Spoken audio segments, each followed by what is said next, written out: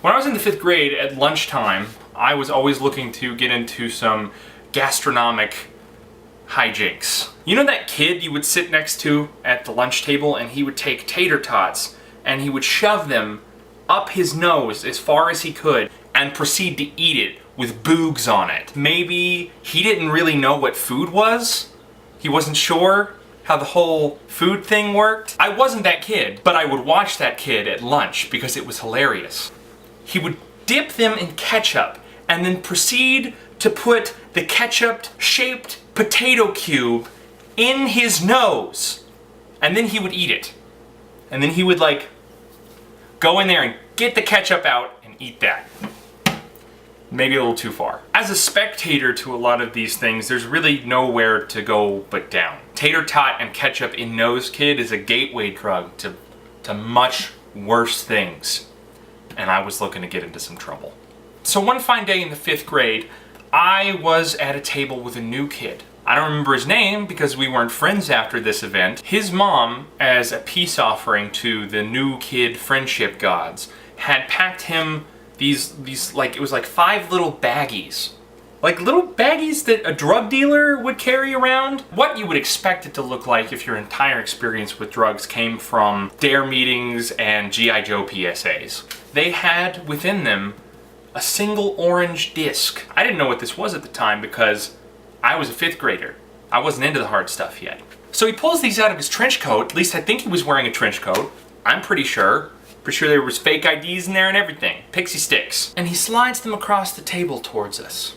I may be remembering this a little more dramatically than it happened. And he said he got close. So he went, "Those are called Havana Oreos. My mom says they're the most hottest peppers in the world." Most hottest was his wording, not mine. I have 2 degrees in English-related stuff. That's a dangling participle.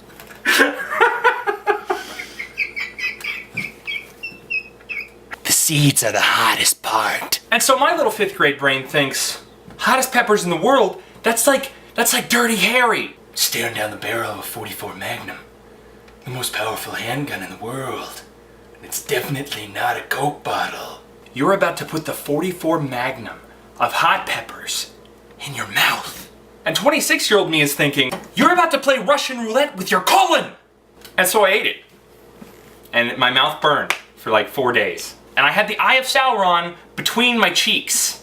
So flying in the face of all of that I've learned from eating 1 slice of habanero pepper, I'm gonna eat another one. Oh! Oh! Oh! Oh! Smells real bad. Oh! Ha! Very spicy. Oh yay! So, my first job was at a farm.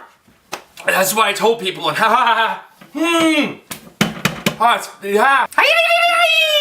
So when I was in high school, I had a job. I worked at a farm. I told people that it was a farm in high school, but it really wasn't a farm, it was a flower nursery. But a farm sounds better and like manly. And flower nursery sounds like I'm rocking by baby through the flowers every night. But I didn't. I used weed eaters and man tools and chainsaws.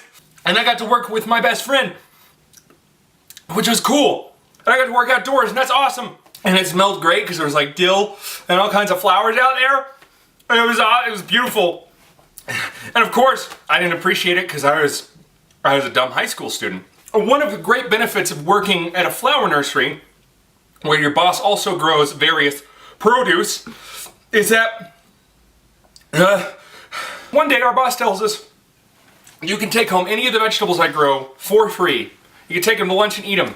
We could have friggin' zucchini or tomatoes or other vegetable.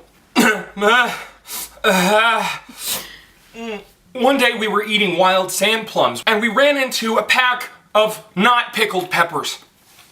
And we thought, oh sweet, jalapenos, and we could take home any vegetable we want. We're pretty sure that's a vegetable. And so we started picking them. We picked a pack of not pickled peppers and we packed them back in our backpacks and took them back to the staff lounge, which was also a barn. and also the place where we cleaned everything with bleach. So we're sitting there at lunch, just basking in the bleach fumes, and we're eating these peppers, and they didn't taste quite right, so we put them in the fridge. We thought, no, they're not ripe, right? So we got this constant supply of peppers coming in, and they'll be getting ripe, and we'll be eating them, but getting ripe, and we'll be eating them, it'll be delicious! Delicious! They're so tasty. What is my life? We're eating these peppers all the time, and they didn't taste good, even after they were supposed to have gotten ripe. But neither of us wanted to say anything. Remember the whole, like, we want to be manly thing, so we don't tell people we work at a flower nursery? Same thing with peppers. They tasted like dirt, but we didn't want to admit it because, hey, we're cool because we're eating peppers. I don't know why I equated that with being cool as a kid. This isn't cool. Stay in school. One day, we're eating these peppers. We're putting them on sandwiches. We're dicing them up. We're mixing them into ice cream.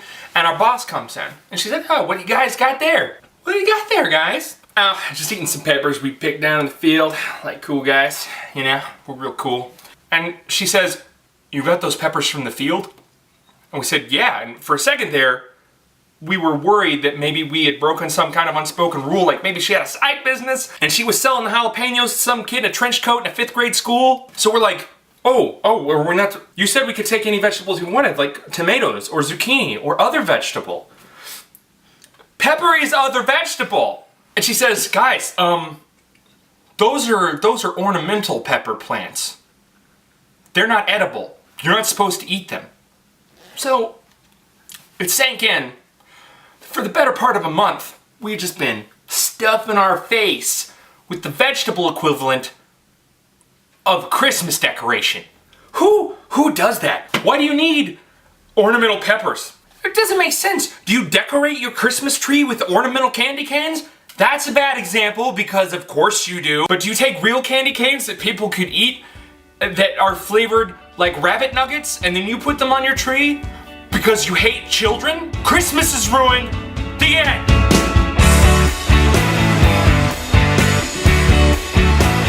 I need milk. Can I have some milk? Please? Okay. Did you squish it? Yes. I got scared. I need to wash my hands. It's broken! Alright. Oh, really? The smaller ones are spicier. I've heard. There you go. So this one's it's gonna be fine. It's gonna be fine. Yeah, it's gonna be fine. No, I'm telling the story. Yeah. I need another gallon.